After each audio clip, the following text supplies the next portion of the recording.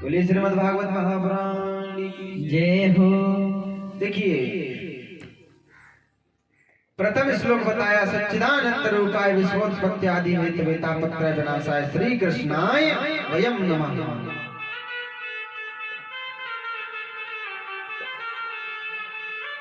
ऐसे श्री कृष्ण को हम नमस्कार करते हैं, बारंबार प्रणाम करते हैं। देखिए सच्चिदानंद रूपाय, इसका इस श्लोक का संतों ने अलग अलग अपने हिसाब से बड़ी सुंदर व्याख्या की है। अलग अलग सभी संतों ने अपने अपने भाव से इसकी बड़ी सुंदर व्याख्या की है। देखिए सत्य वो होता है जिसका कभी विनाश नहीं हो सकता। इस श्लोक का अर्थ है कि सत्य वह है जिसका कभी विनाश नहीं हो सकता। देखिए झूठ के आगे सत्य दब सकता है लेकिन उसका विनाश नहीं हो सकता।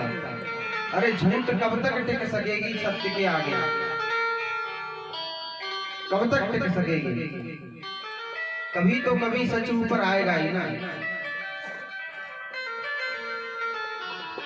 तो सत्य वह होता है जिसका कभी विनाश नहीं होता। देखिए कुछ लोगों का विनाश जन्म से पहले ही हो जाता है, जन्म से पहले ही विनाश हो जाता है उनका। और कुछ लोगों का विनाश जन्म के बाद होता है और कुछ लोगों का विनाश हजारों करोड़ों वर्षों बाद होता है। जैसे कि कोई व्यक्ति जन्म लेने से पहले ही अपने शरीर को छोड़ देता है, उसका विनाश हो जाता है। और कोई व्यक्ति जन्म लेने के बाद उसका विनाश हो जाता है। और कोई कोई व्यक्ति ऐसा होता है कि जिसका वर्षों सैकड़ों वर्षों बाद भी विनाश नहीं होता है। और वैसे भी हम सभी प्राणियों की जन्म और मृत्यु, जन्म के साथ जन्म और मृत्यु पैदा होती है। जब इंसान पैदा होता है तभी उसके साथ ही जन्म और मृत्यु जन्म लेती है उसकी। जैसे जैसे मनुष्य की आयु बड़ी होती जाती है वैसे ही वैसे जन्म और मृत्यु की भी आयु बड़ी होती जाती है। अब जब तक जैसे ही मनुष्य अपने शरीर को छोड़ देगा और उसे जन्म और मृत्यु दोनों साथ लेती है ना। जैसे कि हमको नहीं पता हमारे कल क्या होने वाला है, हमें नहीं पता कल क्या होने वाला है हमारे साथ, लेकिन हमें यह पता है कि अभी क्या हो रहा है हमारे साथ। लेकिन जो हमारे साथ जन्म और मृत्यु साथ लेती है, उस जन्म लेने वाले को ये पता है कि आज पूरे दिन क्या होगा और मृत्यु को ये पता है कि कल क्या होगा इसके साथ। तो देखिए एक संत ने, एक बार हमने एक संत जी से पूछा कि महाराज जी दुनिया में, इस संसार में हर चीज का विलोम शब्द होता है। ऐसी संसार में कोई चीज नहीं कि जिसका विलोम शब्द ना हो।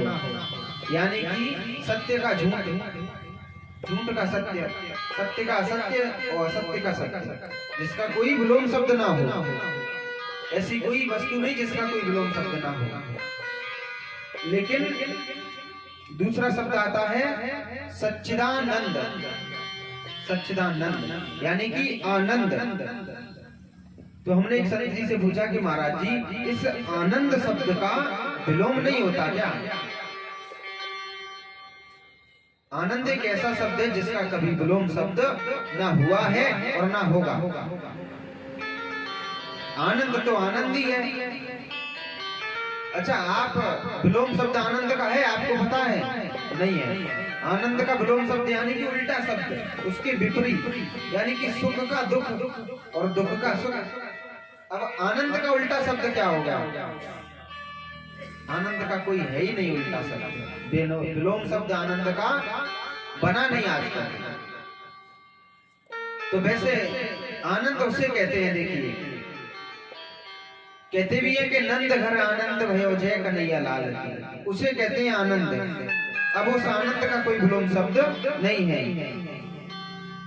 तो आनंद के महिमा बताते हैं गोस्वामी तुलसीदास जी कि राम सच्चिदानंद दिनेशा, राम सच्चिदानंद दिनेशा, कि राम सच्चिदानंद दिनेशा, राम सच्चिदानंद दिनेशा।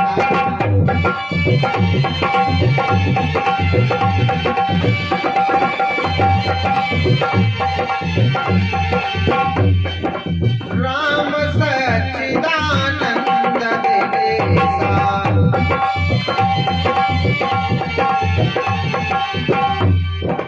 दयिता मोहन साल भलेसा,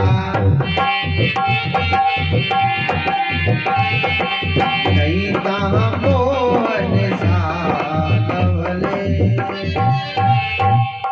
राम सच्चिदानंद दिनेशा, नहीं ताहा मोहन सा लवलेसा। देखिए तुलसीदास जी कहते हैं कि संत कहते हैं सच्चिदानंद भगवान श्री राम है, सच्चिदानंद भगवान श्री राम है जो सभी को सुख देने वाले हैं, जो सभी को सुख देने वाले हैं। ऐसे सच्चिदानंद भगवान को हम सभी मिलकर के बारंबार प्रणाम करते हैं। तब कहते हैं कि सच्चिदानंद भगवान विश्व की उत्पत्ति करते हैं और उत्पत्ति के साथ ही साथ उत्पत्ति का पालन भी करते हैं और उसका संहार भी करते हैं। देखिए मनुष्य अगर किसी को बनाता है, किसी जीव को बनाता है, तो उसके साथ साथ उसका पालन भी करता है, उसका पालन भी करता है और अंत में उसका संहार भी करता है। जैसे कि हम कोई वृक्ष लगाते हैं, हम कोई वृक्ष लगाते हैं तो जब तक वह वृक्ष बड़ा नहीं हो जाता तब तक हम उसका देखभाल करते हैं, पानी डालते हैं उसमें, ये करते हैं सब। और जब वह बड़ा हो जाता है तो हमें उसकी लकड़ियों की कभी आवश्यकता पड़ती है तो उसी पेड़ से हम लकड़ियों को प्राप्त करते हैं। तो उसी प्रकार से भगवान उत्पत्ति करते हैं और उसका पालन भी करते हैं और उसका संहार भी करते हैं। अब देखिए जैसे कि विष्णु भगवान का रूप धारण करके सृष्टि का पालन करते हैं और ब्रह्मा जी का रूप धारण करके इस सृष्टि को उत्पन्न करते हैं और शंकर जी का रूप धारण करके इस सृष्टि का संहार करते हैं। अब आइए, जो इन तीनों कार्यों को करे उसी को तो कहते हैं सच्चिदानंद। अब भगवान श्री कृष्ण इस तीनों कार्यों को कर सकते हैं, पार ब्रह्म परमेश्वर कर सकते हैं। तापत्रय विनाशाय श्री कृष्णाय वयम नमः। अब ये तीन ताप बताए गए हैं। तीन ताप कौन कौन से हैं देखिए, दैहिक, दैविक और भौतिक। देखिए दैहिक ताप उसे कहते हैं जो देह से उत्पन्न हो। दैहिक ताप जो देह से, यानी कि जो देह से जैसे कि बुखार, सरदर्द, ये हुए सब देह से, देह यानी कि हमारे शरीर से निकल रहे हैं, उसे कहते हैं दैहिक ताप। और दैविक ताप उसे कहते हैं जो देवताओं से, जो देवताओं के द्वारा प्राप्त हो। यानी कि देवता लोग, कभी कभी घर के देवता परेशान करने लगते हैं लोगों को, कभी धन की हानि होने लगती है, कभी कुछ होने लगता है, उसे कहते हैं दैविक, यानी कि वह देवताओं के द्वारा दिया गया ताप है। और भौतिक ताप वह होता है जो भूमि से उत्पन्न हो, भूमि से उत्पन्न हो, उसे कहते हैं भौतिक ताप। जैसे कि गर्मियों में जमीन से लूह निकलती है, ताती ताती, गरम लू निकलती, गर्म पड़ जाती है गर्मियों में, तो उसे कहते हैं भौतिक ताप, जो भूमि से उत्पन्न होती है और जो तीनों तापों को एक साथ मिटा सकता है, उसी को कहते हैं सच्चिदानंद। तो गोस्वामी तुलसीदास जी कहते हैं कि केवल एक राम राज्य ऐसा था कि जिस राज्य में, राम राज्य एक ऐसा था कि जिस राज्य में इन तीनों तापों में से किसी भी ताप ने मनुष्य को नहीं सताया। कहते हैं कि देहिक देविक भौतिक तापा,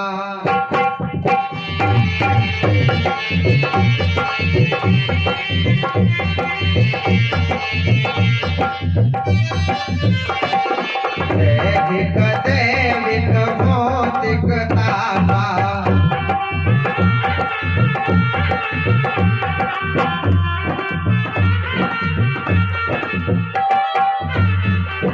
देहिक देविक भौतिक तापा,